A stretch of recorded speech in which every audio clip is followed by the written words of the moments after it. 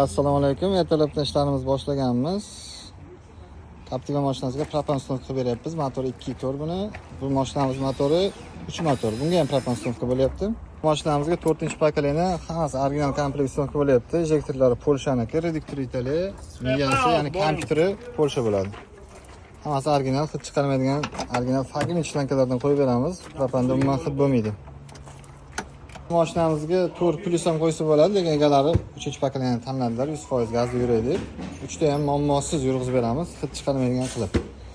Yana Cobalt mashinamizga propan ishlari tugadi. 47 talik balon zapaskasini joyiga chiroyli qilib uстановка qilib berdik.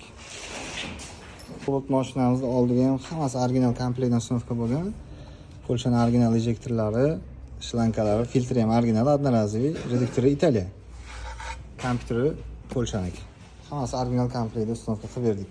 Xizmatlar bo'yicha nomer qoldiramiz. Shunga shunaqa original metan yoki propan kerak bo'lsa, bemalol aloqaga chiqishlaring mumkin.